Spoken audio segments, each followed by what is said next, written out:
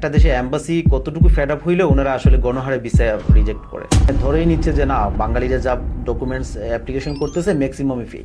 এই দুই ধরনের মানুষদের জন্য বাকি যারা ভিসা পাবে তারাও পাচ্ছে না। ফার্স্ট ওয়ার্ল্ডের ভিসির বিষয় আসলে কি কঠিন নাকি আমরা নিজেরা অনেকটা জটিল করে ফেলি এটাকে?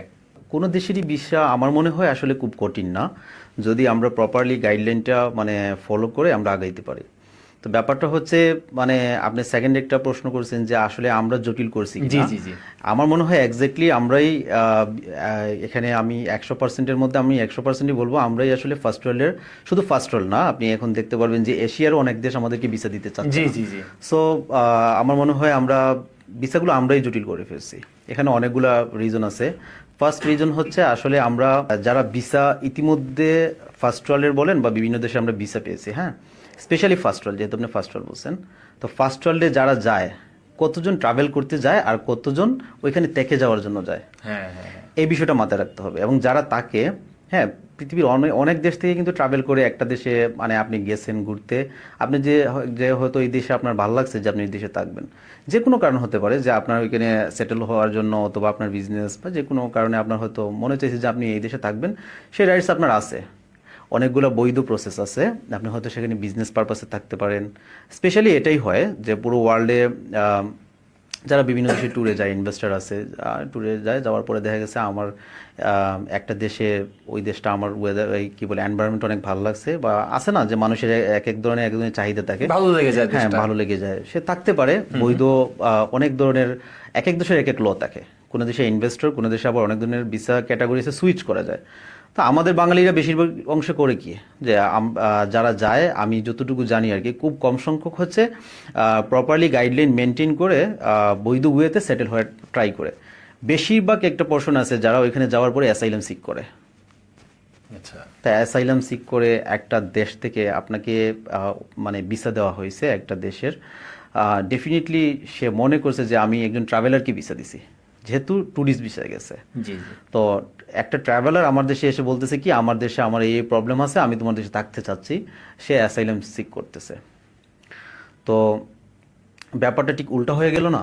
হুম হুম, অবশ্যই অবশ্যই। একটা দেশের হাই কমিশন লাইক অ্যাম্বাসি বলেন, একটা দেশের অ্যাম্বাসি ভিসা দিছে, হ্যাঁ, তার দেশে ঘুরতে যাওয়ার জন্য, ট্রাভেল করার জন্য, কিন্তু যে ব্যক্তিকে ভিসা দিল সে এসে বলতেছে আমার দেশে এই প্রবলেম আছে, আমি থাকতে চাচ্ছি। এটা মানে অল্প হইলে সেটা একটা ইয়ার মধ্যে থাকে, জানা এটা ঘটতে পারে, বা মানুষের লাইফে থাকে না, পার্সোনাল অ্যাসাইলের মতো সিক করে অনেক ধরনের ক্যাটাগরি আছে, সেটা অন্যদিন অন্য ইয়েতে বলবো। জি, জি। আমার মনে হয় সব থেকে মেজর একটা কারণ হচ্ছে এইটা, যে একটা দেশে গণহারে সবাই যায়। যেমন ইউরোপে আপনি যদি দেখেন স্কেলটা, যুদ্ধ বিধ্বস্ত দেশ আছে লাইক সিরিয়া বা অন্যান্য আরেকটা কয়েকটা দেশ আছে, যাদের দেখবেন 1, 2, 3 নম্বরে দেখবেন বাংলাদেশের নাম আসবে, যে ওইখানে যায় অ্যাসাইলাম করতেছে পুরো ইউরোপে।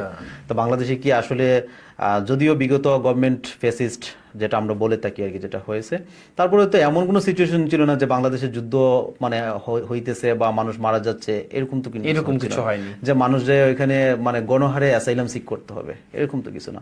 তো এটা আমার মনে হয় আমাদের প্রপার গাইডলাইনের অভাব, এবং আমরা মনে হয় যে আমাদের প্রপার এই বিষয়ের নলেজ মানে আমাদের অভাব আছে আর কি, আমাদের মানে প্রপার আমরা নলেজ নাই। যেটা হচ্ছে কি সুযোগের অপব্যবহারটা বেশি করেছি, হ্যাঁ, অপব্যবহারটা বেশি করতেছে, যার কারণে এই এই হচ্ছে ভিসাটা কঠিন একটা। হয়ে গেছে। সেকেন্ড হচ্ছে যারা ভিসা, ম্যাক্সিমাম লোকই তো আসলে অনেকে জানে, ইন্টারনেট তো এখানে অ্যাভেলেবল আছে কিভাবে ভিসা অ্যাপ্লাই করতে হয়, তারপরে অনেকে কনফিডেন্স পায় না, বিভিন্ন এজেন্সিতে যায়।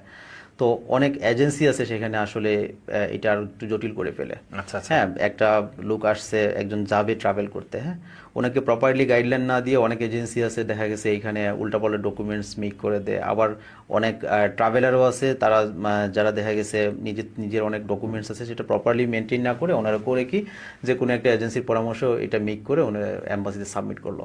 রিসেন্টলি ইউকে ওনাদের অফিসিয়াল ইয়ে থেকে ওনারা বারবার সতর্ক করতেছে যে ফেক জি, জি, ডকুমেন্ট জি। সাবমিট করা যাবে না। তো এখানে আসলে সেকেন্ড হচ্ছে ফেক ডকুমেন্টস একটা বড় একটা ফ্যাক্টর। আপনি ট্রাভেলার না, কিন্তু আপনি মেক করতেছেন আপনি ট্রাভেলার, আপনার মানে বিভিন্ন ধরনের ডকুমেন্টস আছে, আমি ইনডিটেলসে বলতেছি না, এইখানে হচ্ছে একটা বড় বিষয় আর কি। তো ফেক আর, ডকুমেন্টস দিয়ে তো আসলে তার তো অনেকাংশে চায় একদম পুরো ওই সম্ভাবনাটাই কমে যায় যে পরে আবার সে ব্যান হচ্ছে, apply করবে। পাশাপাশি এই যে দুই ধরনের লোক যারা মানে যায় থাকতেছে প্রপার ওয়েতে না থেকে অবৈধভাবে থাকতেছে, অ্যাসাইলাম সিক করতেছে, আবার যারা ফেক ডকুমেন্ট এই অ্যাম্বাসিতে সাবমিট করতেছে, এই দুই ধরনের মানুষদের জন্য বাকি যারা ভিসা পাবে তারাও পাচ্ছে না। না যারা জেনুইন ট্রাভেল আছে যেমন তাদের সমস্যা যেমন হচ্ছে। দেখা গেছে আমি এমনও জানি যে অনেক প্রোফাইল ভালো, ফার্স্ট ওয়ার্ল্ডে লাইক দেখা গেছে উনি কানাডা যায় আসছে, উনি এখন অস্ট্রেলিয়ার জন্য ভিসা অ্যাপ্লিকেশন করছে, বাট গণহারে ভিসা রিজেক্ট করতেছে। কেন? কানাডার ভিসা আছে, তার মানে উনি তো আশা করতেই পারে যে আমি অবশ্যই, অস্ট্রেলিয়া ঘুরতে যাব, অস্ট্রেলিয়া ভিসা পাবো। ওনাকে কেন রিজেক্ট করতেছে? একটা দুইটা না, তো অসংখ্য কেস এরকম আছে। তাই কারণটা হচ্ছে মানে একটা দেশে অ্যাম্বাসি কতটুকু ফেড আপ হইলে ওনারা আসলে গণহারে ভিসা রিজেক্ট করে। তার মানে ওনারা মানে ধরেই নিচ্ছে যে না, বাঙালিরা যা ডকুমেন্টস অ্যাপ্লিকেশন করতেছে ম্যাক্সিমামই ফেক। মানে ওখানে গিয়ে আসবে না, থেকে যাবে, হ্যাঁ, অ্যাসাইলাম হ্যাঁ, সিক করবে এই টাইপের জন্য, এবং ফেক ডকুমেন্টস তো আছেই।